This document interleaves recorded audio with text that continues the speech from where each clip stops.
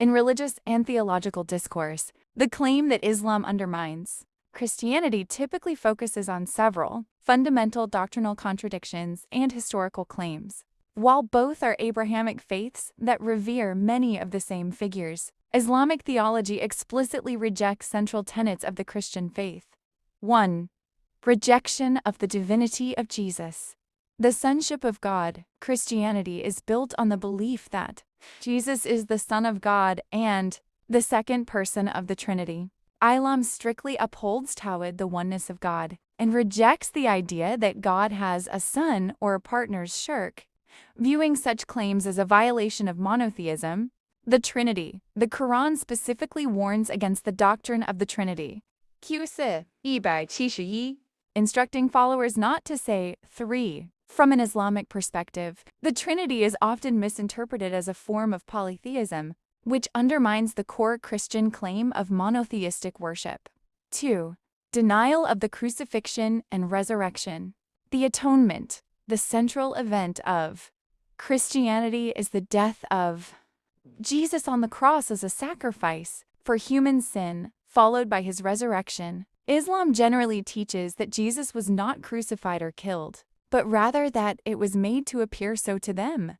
Q4 to 157, and that he was raised to heaven by God. Impact on salvation.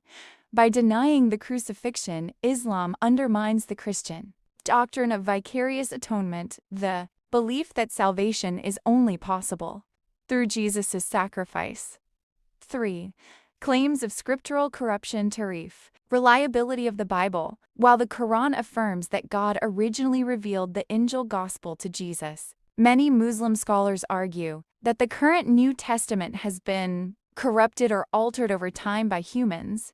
Supersessionism. Islam presents itself as the final, perfected revelation that corrects the errors or deviations that crept into Christianity and Judaism. 4.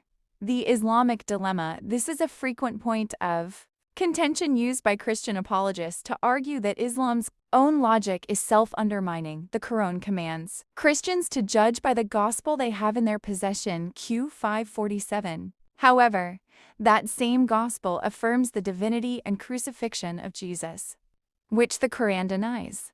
Apologists argue that if the gospel is true as the Quran suggests, then the Quran is false. If the gospel is false, then the Quran's affirmation of it is also false. 5. Historical and societal friction. Legal restrictions. In some modern contexts,